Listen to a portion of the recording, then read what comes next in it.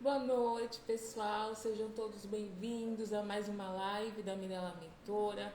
Hoje nós vamos falar sobre um tema que, sinceramente, é um divisor de águas dentro do RH moderno, o recrutamento 5.0. A nossa convidada Magá teve um imprevisto profissional. Vamos ver se ela consegue entrar na live. Senão eu sigo com vocês e depois nós marcamos um novo encontro para esse bate-papo incrível com essa incrível profissional. Eu sempre digo que contratar não é preencher vaga. Contratar é construir cultura, contratar é proteger o clima, é garantir que a empresa de ser realmente se sustente na prática. E quando a gente contrata errado, não perde só tempo. A gente perde energia, perde performance e perde a confiança do time. O recrutamento 5.0 vem justamente para mudar essa lógica. É a contratação baseada em comportamento e propósito, e não apenas em técnica e experiência. Hoje nós vamos aprofundar esse tema e eu quero que você reflita comigo sobre como seus processos seletivos têm sido conduzidos e o impacto que isso gera no dia a dia da sua empresa. A todos que estão entrando, sejam bem-vindos. O recrutamento 5.0 é a evolução natural do RH. A gente começa lá atrás, analisando o currículo e experiência, que era o recrutamento 2.0 e 3.0. Depois entramos na era dos dados, das plataformas, da automação, o recrutamento 4.0. E agora? Agora o centro volta a ser o ser humano. A tecnologia continua apoiando, mas não substitui o olhar humano, a sensibilidade, a escuta, a interpretação. No recrutamento 5.0, a pergunta deixa de ser o que essa pessoa sabe fazer, por exemplo, e passa a ser quem essa pessoa é, como ela pensa, o que ela prioriza, o que guia suas decisões. Isso muda tudo, porque comportamento e propósito viraram pilares essenciais, porque o mundo mudou, porque as pessoas mudaram e as empresas também. Hoje ninguém quer trabalhar em um lugar que não conversa com seus valores, com seus propósitos. E as empresas já entenderam que técnica se aprende, comportamento, caráter, maturidade emocional, ou a pessoa tem ou não tem. Propósito virou um pilar estratégico, porque ajuda a reduzir turnover, fortalece a cultura, aumenta o engajamento, melhora a performance, acelera o desenvolvimento interno. Quando o propósito combina, a relação flui. Quando não combina, vira o desgaste, que é natural. Então, como identificar comportamentos na prática? Primeiro, avaliar comportamento não é sobre ouvir respostas bonitas. É sobre observar o que a pessoa já fez. Então, por exemplo, perguntas situacionais. Me conta uma situação em que... Ou a pedagogia das decisões, como eu falo. Como você decidiu isso? Ou aquela contradição proposital. Observar como reage quando provocado em um determinado tema. Testes comportamentais dos mais simples nos ajudam a identificar o que o candidato demonstra no processo: pontualidade, coerência, fluidez. Seja bem-vindo. Comportamento não é falado, ele é mostrado. E o propósito? Como fugir daquelas respostas decoradas? Propósito não é frase de Instagram. Propósito é trajetória. Por exemplo, independente do nome, o candidato pode até tentar florescer o discurso, mas a verdade sempre aparece quando você pergunta sobre fatos. Algumas perguntas para vocês refletirem. Me conta uma decisão difícil que você tomou e que estava alinhada com o que você acredita. O que você recusou na sua carreira por não fazer sentido para você? Ou o que te dá energia no seu trabalho, o que te esgota? Respostas superficiais caem rápido. Propósito real aparece em decisões reais. E também podemos citar aqueles erros comuns das empresas no processo seletivo. É interessante trazer esses insights para vocês.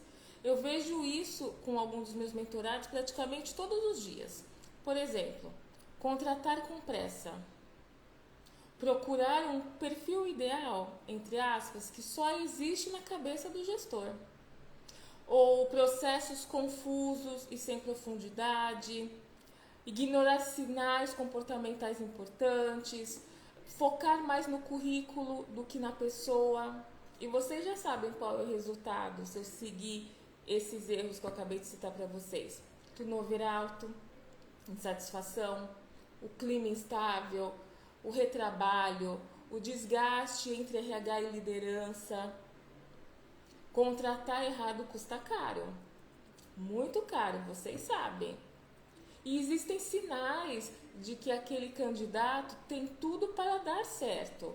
Aquela fala com autenticidade, com fluidez, trazer exemplos reais, profundos da sua vivência, do seu expertise, demonstrar coerência entre seu discurso e a prática, citando sempre exemplos, quando conecta com a cultura da empresa de uma forma natural, quando o candidato tem iniciativa, tem maturidade emocional.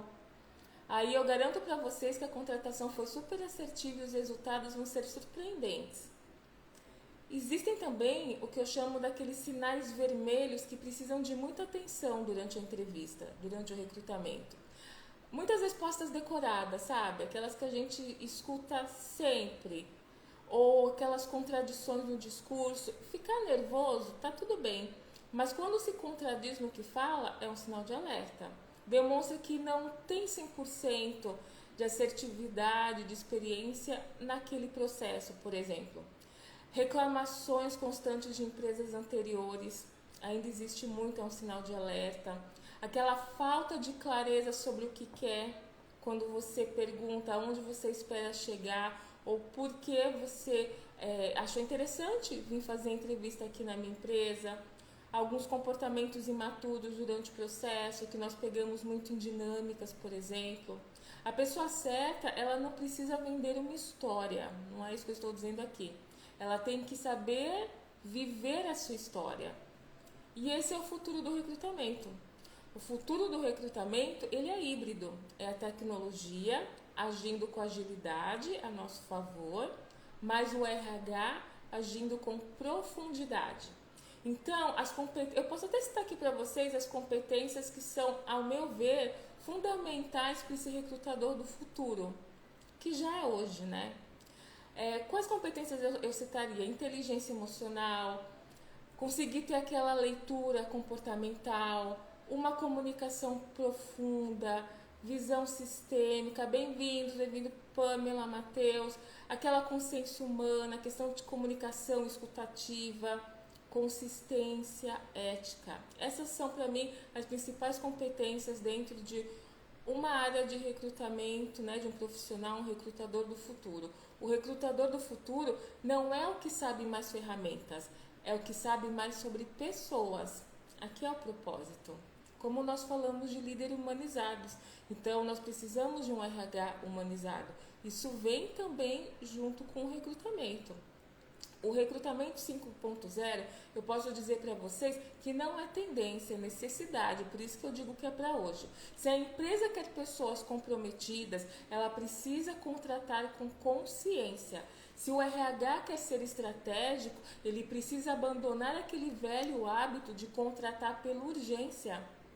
E eu quero que você saia daqui dessa nova live, para quem está entrando agora, a Magá teve um imprevisto profissional, nós vamos remarcar um outro bate-papo com vocês, mas eu quis trazer alguns insights sobre esse tema que para mim é de fundamental importância para vocês já começarem em 2026 com isso em mente.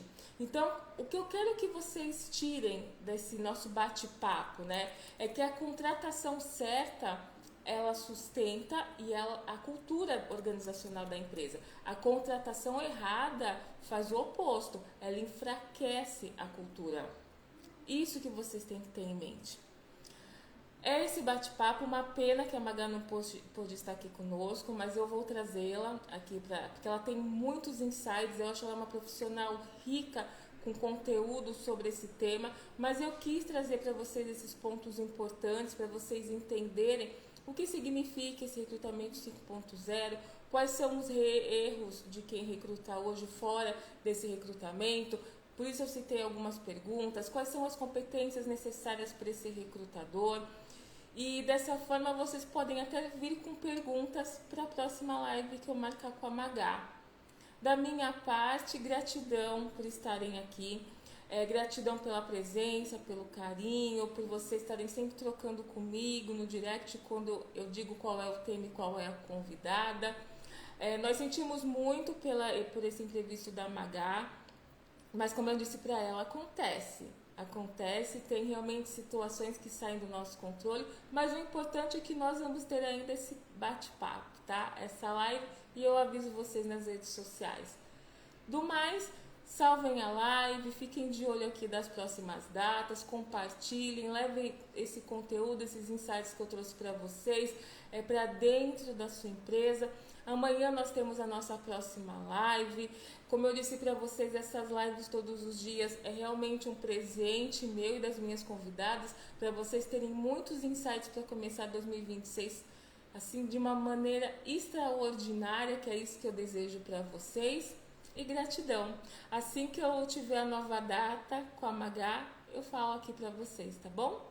Obrigada, viu, pessoal? Obrigada por todo o carinho, por todas as mensagens que eu recebo nas redes sociais. Vocês são incríveis.